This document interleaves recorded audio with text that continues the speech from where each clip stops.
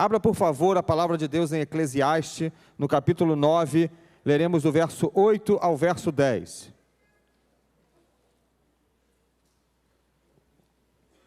Eclesiastes, capítulo 9, do verso 8 ao verso 10.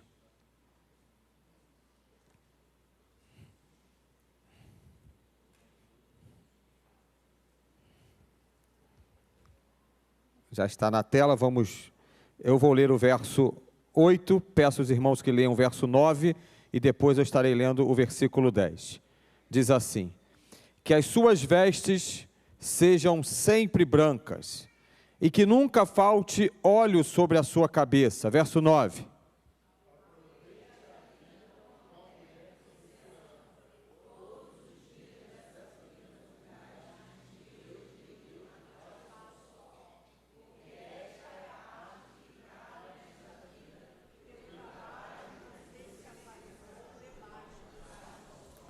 Tudo o que vier em suas mãos para fazer, faça-o conforme as suas forças, porque na sepultura, que é para onde você vai, não há obra, nem projetos, nem conhecimento, nem sabedoria alguma.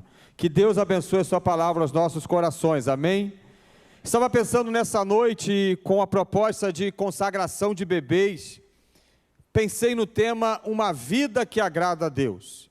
Quando cada pai, cada mãe vem aqui à frente, consagrando o filho ou a filha a Deus, há um desejo no íntimo do coração, há o desejo para que aquela criança que está sendo consagrada, seja uma criança que agrade a Deus, seja uma criança que em todas as fases da sua vida, viva para a glória de Deus, não só como criança, mas quando tornar-se um jovem e depois na fase adulta. O desejo de um pai e de uma mãe é sempre que seu filho agrade a Deus.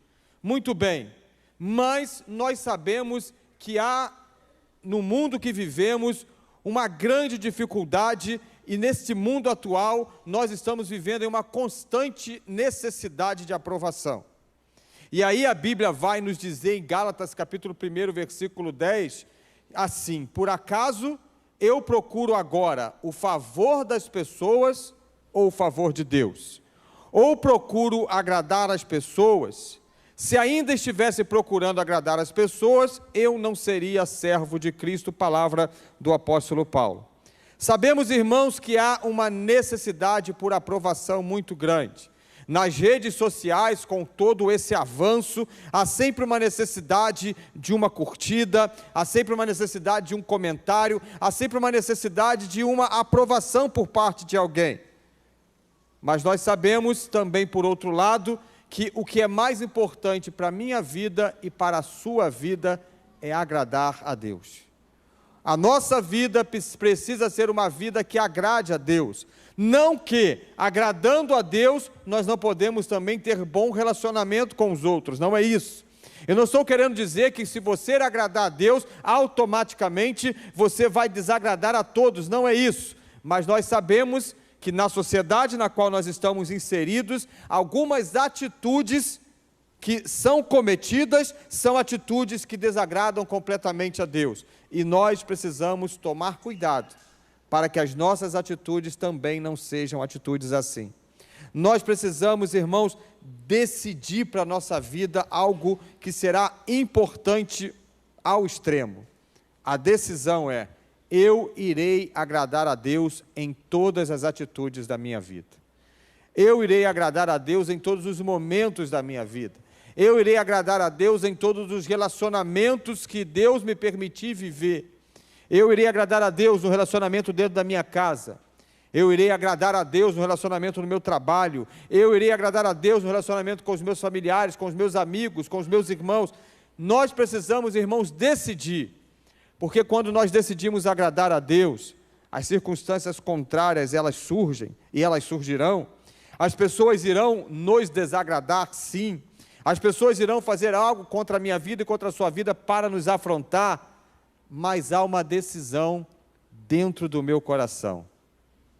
E a decisão é: pode acontecer o que for, mas eu vou seguir agradando a Deus.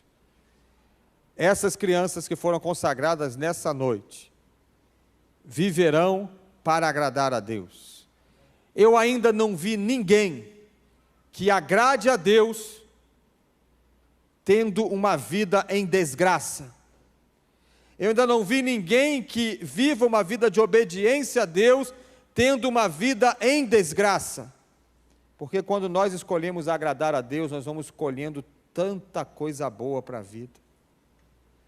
Existem bebês aqui que não poderiam nem ser gerados, mas os pais escolheram agradar a Deus. Independente das circunstâncias, independente do que diziam, independente do que falavam, havia um desejo muito forte no coração, mesmo diante de circunstâncias desfavoráveis, nós vamos agradar a Deus. A minha oração nessa noite é que você escolha para a sua vida agradar a Deus.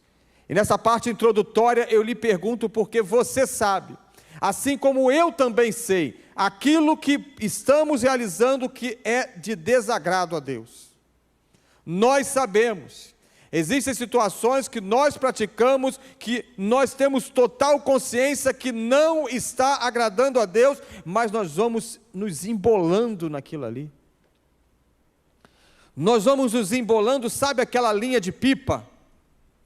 Quantos aqui já soltaram pipa? Eu soltava pipa, mas eu era muito ruim soltando pipa. Eu gostava mais de bola de gude. Tinha uma linha de uma marca da minha época, não sei se ainda tem mais, mas que tinha aquela fama de ir embolando por demais. Não vou fazer propaganda aqui da marca, nem sei se existe mais. Pastor Meir lá em Parque Colômbia só só na pipa. O pastor Meir sabe aqui, falou o nome da marca. Já existe essa marca? Ainda não existe mais, não. A marca, a linha Lipasa. Nossa, como embolava aquele negócio. E dependendo da sua condição financeira, era a Lipava mesmo que dava certo para você, porque a outra marca era mais cara. Irmãos, tem horas que na nossa vida está embolado igual linha Lipasa. E essa linha Lipasa não tem jeito de desembolar não, sabe o que tem que fazer? Arrebentar. Então, nós precisamos permitir com que Deus desfaça esse embolado aí da nossa vida. Tem área na minha vida, tem área na sua vida que não pode ficar embolado não, porque nós decidimos agradar a Deus. E quando nós decidimos agradar a Deus, olhando para esse texto, escrito por Salomão, o primeiro ensinamento que eu aprendo de uma vida que agrada a Deus é uma vida de pureza e sinceridade. O versículo 8 inicia dizendo, que as suas vestes sejam brancas. Na versão original no hebraico dizem que em todo tempo sejam alvas as tuas vestes. Aqui existem dois entendimentos para nós nessa noite. O primeiro entendimento é a pureza da não contaminação, de não nos contaminarmos com aquilo que não vem de Deus. Por exemplo, quando um rio está a nascer, a sua nascente você pega com tranquilidade aquela água da nascente e pode beber sem dificuldade. Mas conforme aquela água vai descendo montanha abaixo, conforme ela vai se distanciando da sua nascente, ela vai se contaminando. Assim é a minha vida e a sua vida. Quando nós estamos nos distanciando de Deus, nós vamos nos contaminando com as coisas desse mundo. E nós precisamos, irmãos, ter as vestes alvas, brancas, como a neve. Um outro entendimento para esse texto, para essa expressão de pureza aqui, de ter as vestes brancas, era a ideia da época, das festas da época. Todos eram muito bem recebidos de acordo com a roupa que está a vestir. Então, por exemplo, aquelas mulheres quando usavam vestidos brancos, elas eram mais favorecidas naquela festa. E aí quando nós olhamos para essa ideia aqui, nós nos reportamos lá em Apocalipse capítulo 7, do versículo 9 ao versículo 10, quando fala que depois de tantas coisas, ele viu uma grande multidão que podia contar, das nações, tribos, povos e línguas, diante do trono do Cordeiro, diante do trono de Deus, vestido de vestes brancas. Por quê? O branco é sinônimo de pureza. Essas crianças estão ainda vivendo na fase da pureza.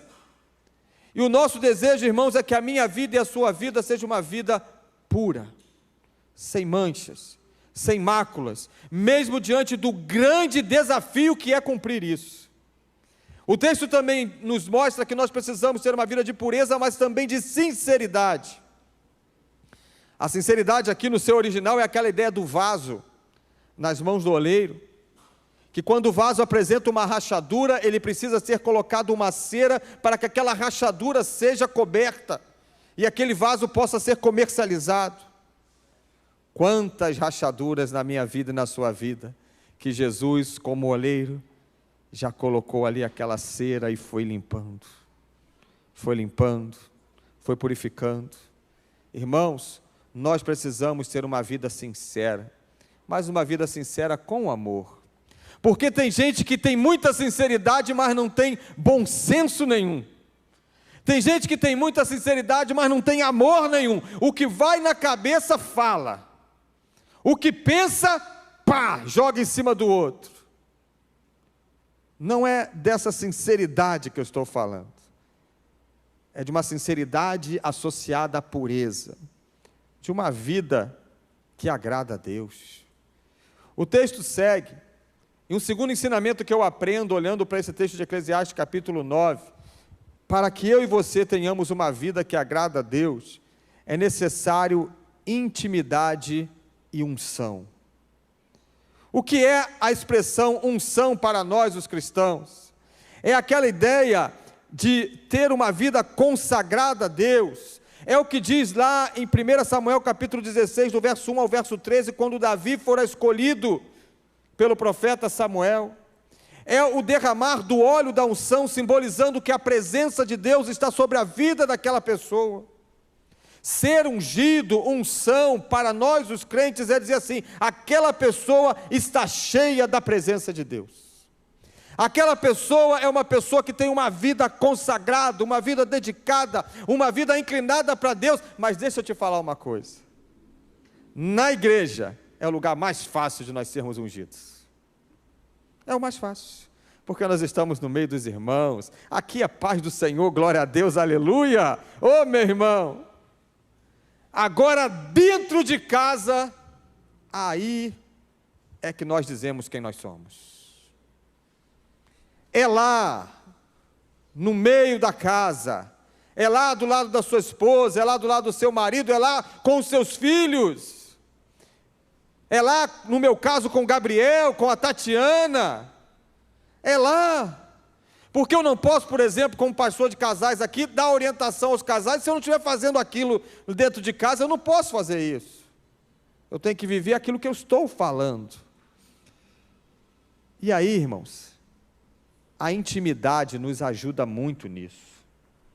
O texto diz que nunca falte o óleo sobre a sua cabeça, porque quando nós estamos perto de Deus, nós temos intimidade com Deus. E aí, aquilo que eu e você cometemos de errado, quando nós estamos próximo de Deus, nós vamos recebendo uns toques do Espírito Santo, e a gente vai ficando meio sem graça de continuar fazendo aquilo ali. A gente vai ficando meio sem ambiente, porque a presença e o poder do Espírito está ali sobre nós. E assim como fora com Davi, nós precisamos de vida com Deus. Nós precisamos de intimidade. Nós precisamos de vida de oração. Nós precisamos de ler a Bíblia. Nós precisamos de orar. Nós precisamos de adorar. Nós precisamos, irmãos, de tudo que nos aproxima de Deus. Nós precisamos estar na igreja. E quando nós falamos de intimidade, de unção, nós também nos lembramos do que os pastores faziam com as ovelhas. Havia uma prática de colocar óleo na cabeça das ovelhas como símbolo de proteção contra os parasitas. Era colocado óleo naquela cabeça da ovelha para que os parasitas não chegassem próximos, para que, por exemplo, as moscas não ficassem a zumbir no ouvido da ovelha que ela não perdesse a direção. Irmãos, quando nós temos intimidade e vida com Deus, Ele protege a nossa mente, porque a nossa mente não é fácil. É ou não é? A nossa mente precisa de um agir de Deus. A nossa mente precisa ser blindada pelo Espírito Santo de Deus todos os dias. E a Bíblia vai dizer que antes que a palavra chegue nos nossos lábios, o Senhor já conhece. Aquilo que você está pensando agora, Deus já sabe. Por isso, Ele quer proteger a nossa mente. A nossa mente, ela pode nos sabotar, mas uma mente convertida ao Senhor Jesus, uma mente entregue a Cristo, uma vida entregue a Cristo, uma vida de intimidade e unção, dedicada, consagrada a Deus, é uma vida que agrada ao Senhor. Uma terceira atitude, olhando para esse texto, que eu destaco de uma vida que agrade a Deus, é a fidelidade. O versículo 9 diz: aproveite a vida com a mulher que você ama, com o homem que você ama, com o filho que você ama, com o pai que você ama, com a mãe que você ama. Aqui o autor usa a palavra mulher para dar um tom maior de fidelidade, porque é uma fidelidade grande na questão conjugal. Mas o que eu quero dizer é que você precisa, e eu também, sermos fiéis àqueles que nós amamos, e aqueles que nos amam também. E acima de tudo, precisamos ser fiéis a Deus. As propostas, irmãos, elas surgirão para mim e para você, para todos nós. Mas se nós decidirmos agradar a Deus, nós seremos fiéis. Ser fiel até a morte, e dar-te-ei a coroa da vida. Provérbios capítulo 3, versículo 3 e 4, forte demais esse texto. Ele diz assim: não deixe que a bondade e a fidelidade abandone você. Bondade e fidelidade. E aí olha o que o autor instrui: amarre-as ao pescoço. Por que amarrar o pescoço? Para que todos vejam. Por que as irmãs usam colar? Um colar é visto por todos. Escreva na tábua do seu coração. Quando a Bíblia fala de coração, é que ela está falando de emoção. Guarde a fidelidade e a bondade dentro do seu coração, porque é do seu coração que procedem as saídas da vida, os desejos da vida. E aí olha que maravilhoso. E você encontrará favor e boa compreensão diante de Deus e das outras pessoas. Eu iniciei com o texto dizendo que pode agradar a Deus e aos homens. E agora eu apresento um texto para os irmãos de que se nós agradarmos a Deus, automaticamente nós receberemos o favor também dos homens. Lembra de José? O clássico texto bíblico de Gênesis. Ele foi agradando a Deus, agradando a Deus, agradando a Deus. O que aconteceu? Favor dos homens. Daniel, e por aí vai. Quando nós escolhemos agradar a Deus, Deus nos abençoa em todas as esferas da nossa vida. Deus levanta pessoas para nos abençoar. Então, meu irmão e minha irmã, escolha nessa noite agradar a Deus. Escolha nessa noite agradar a Deus, independente das circunstâncias. E você sabe que às vezes você está agradando a Deus, o pessoal está fazendo chacota de você. Às vezes você está escolhendo agradar a Deus, você está pagando um preço enorme por essa decisão. Você está indo meio que na contramão do que todo mundo está dizendo que tem que fazer, mas você está ali, agradando a Deus. Deixa eu lhe falar uma coisa: Deus está vendo, e no tempo certo Ele vai honrar a sua escolha. Desiste não, não desista de agradar a Deus, porque tem horas, irmãos, que nós estamos ali agradando, e só pancada, só deboche, só isso, só... Continua agradando a Deus. Continue agradando a Deus, porque Deus está vendo e Ele é fiel. O Deus não pode ser infiel porque vai contrário à sua natureza. Um dos atributos de Deus é fidelidade.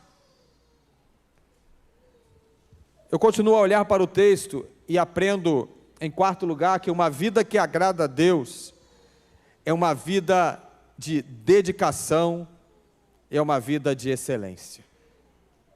O texto diz no versículo 10: tudo o que vier às suas mãos para fazer, faça-o conforme as suas forças.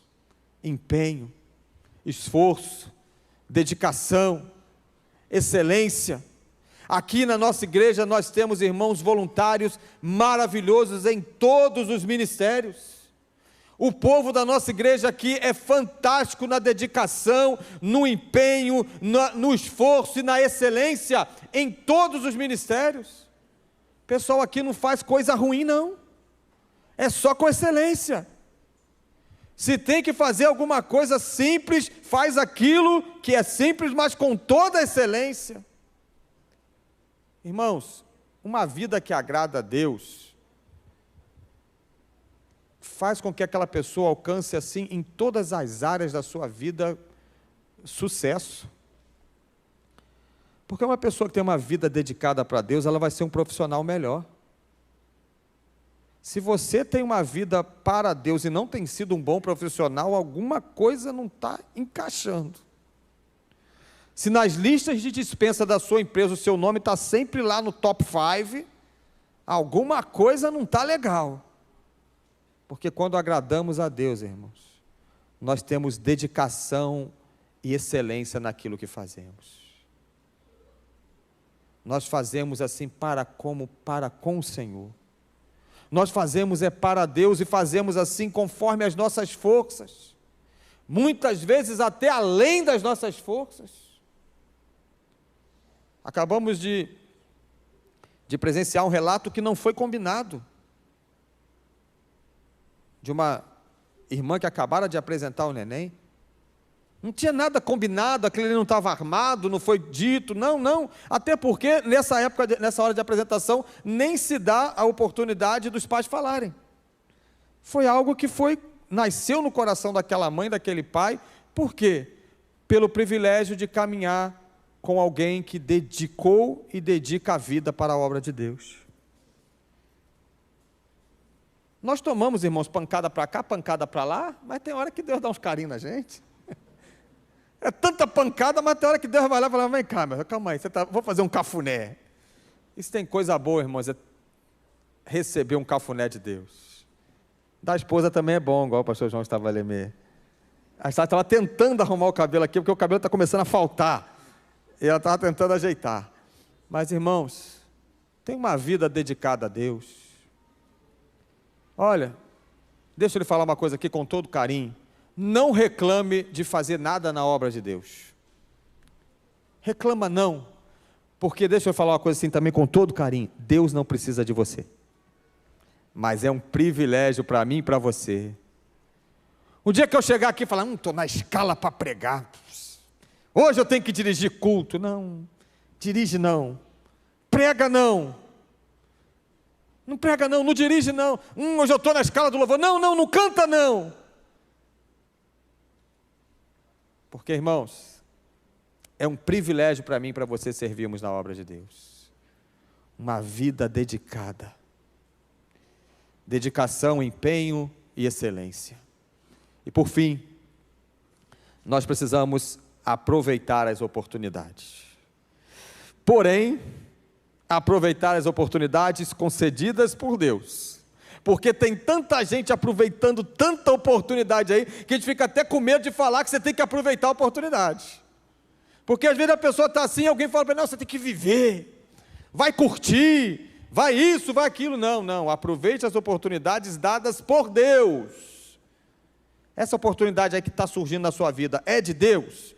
Se for de Deus, irmão, você vai nessa porque vai dar certo. Agora, se não for de Deus, chuta que é laço, corre, não aceita isso não. O versículo 10 diz assim: porque na sepultura, parece até agressivo, mas é uma realidade, que é para onde você vai, todos nós um dia iremos, é uma convicção que temos desde que nascemos. O diferencial é para onde iremos após esse momento, para onde iremos na eternidade. E aí a Bíblia brinca com relação a isso. Se nós entregarmos a nossa vida a Jesus, reconhecermos Ele como Senhor e Salvador das nossas vidas, nós viveremos a eternidade no céu, nas ruas de ouro, mansões celestiais, olha que maravilha, sem precisar de financiamento da Caixa Econômica Federal, uma mansão celestial nos aguarda. Agora, se rejeita, se recusa, aí, irmãos, vamos, a Bíblia diz isso, para um lugar que não foi preparado nem para mim, nem para você. E não é um bom lugar. Aí o texto diz, lá não tem projeto, não tem obra, não tem conhecimento, nem sabedoria alguma. Aproveite as oportunidades concedidas por Deus. Aproveite as oportunidades ao lado das pessoas que te amam. Há momentos, irmãos, que nós estamos tão iracundos com aqueles que estão ao nosso redor, bravos, chateados com as questões da vida, descontando naqueles que mais amamos, e aí vai criando um clima ruim dentro da casa, vai ficando um ambiente desfavorável. Aproveite as oportunidades, ao lado, você que é casado, da esposa, do marido, aproveite as oportunidades ao lado dos filhos, ao lado dos pais. Se você ainda tem pai e mãe vivo, aproveite a oportunidade. Aproveite, se mora longe, liga, conversa. Porque mãe é mãe em todo lugar, é igual. Mãe liga para o filho quase que direto. E às vezes, por exemplo, aqui no meu caso, minha mãe liga e eu estou tão ocupado, mas eu atendo.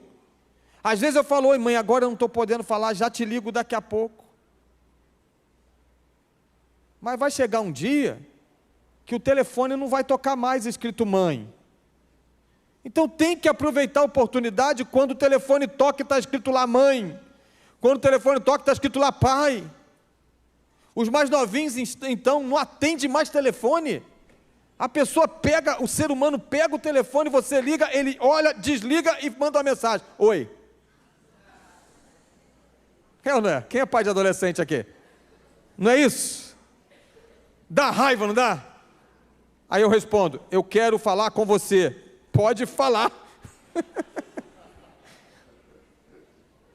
É desse jeito. Aproveite as oportunidades ao lado das pessoas que você ama. Uma vez em um atendimento, e quero caminhar para o final, estava acompanhando um casal, um desafio, e naquele caso ali, a esposa optou pelo divórcio. E aí na semana seguinte, o marido me liga e fala, pastor, o senhor não imagina onde eu estou? Eu falei, realmente não imagino. Ele falou, estou aqui caminhando na praia. Aí eu falei, sozinho? Ele pastor, sozinho. E chorando ao telefone. Sabe por quê?